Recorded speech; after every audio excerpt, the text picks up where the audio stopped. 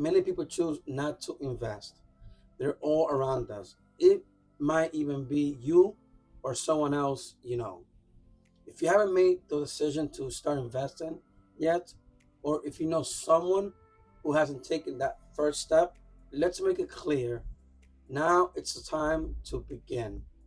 Let's drive home the importance of starting today. The issue is that many people don't give much thought to their future. They live on the present, focused here and now, without considering what lies ahead. While it's absolutely okay and important to enjoy the moment, cherish your spouse and children, and live fully today, it's equally crucial to plan for and take care of your older self. Balancing both can ensure a fulfilling life now and a secure future later. You're absolutely right. It's not entirely our fault that we don't start investing or planning for the future early. Schools rarely emphasize financial literacy, and when they do, it is often a quick review without any depth or practical advice that truly resonates or sticks with you. Without meaningful conversations or guidance on topics like investing, saving, or building wealth, it is no wonder why many of us feel unprepared or unsure about where to begin.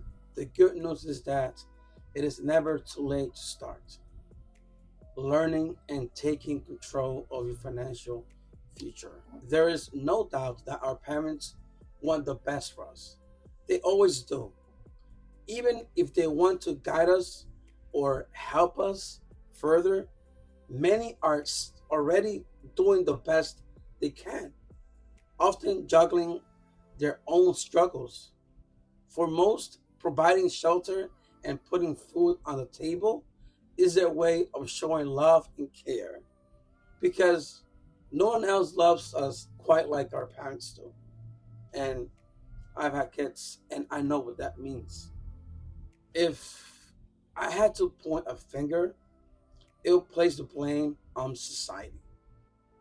The lack of emphasis on financial education, the pressure to conform to short term thinking, and the systematic barriers that make it harder for many to get ahead all play a role. It is not about blaming individuals, it's about recognizing how societal structure often fail to equip us with tools and knowledge we need to thrive in the future or in the long run.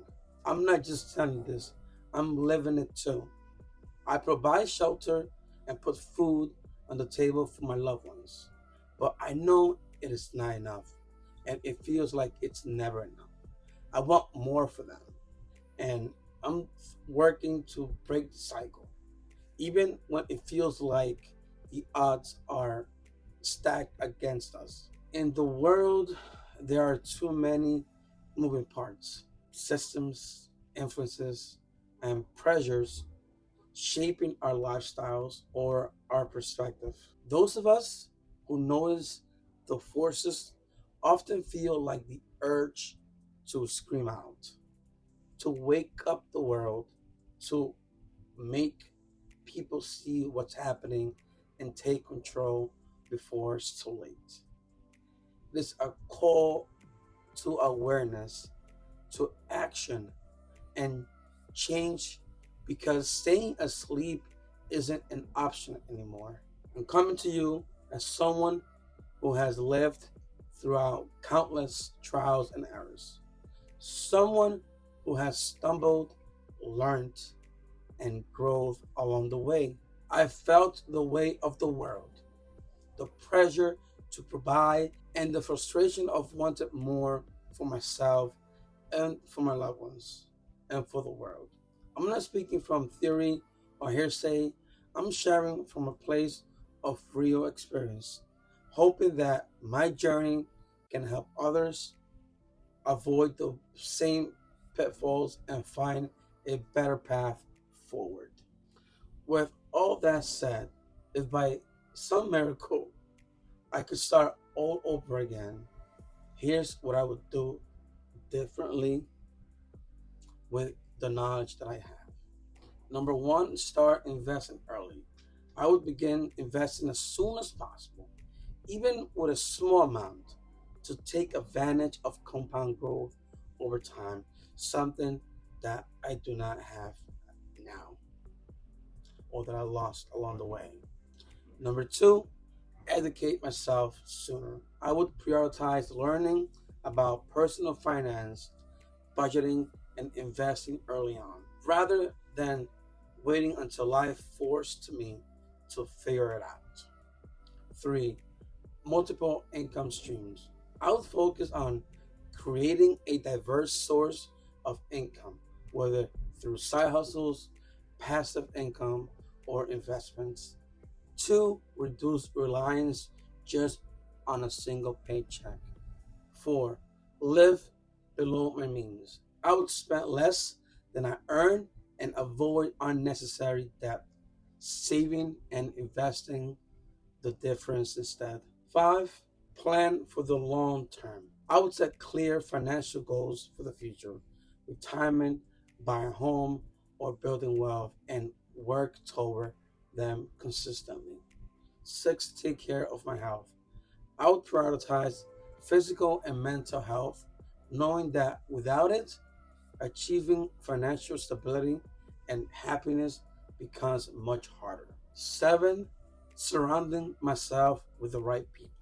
I will seek out mentors, like minded individuals, and a supportive community to help guide and motivate me along the way. And for that reason, I have created this channel. And even if I could help one person along the way, that's more than enough for me. These are the lessons I have learned through trial and error. And while I can go back, I can share them in the hope that others can start their own journey on the right foot. And I know things are different now. Things are moving the way we thought that it wasn't going to move or that it would not move.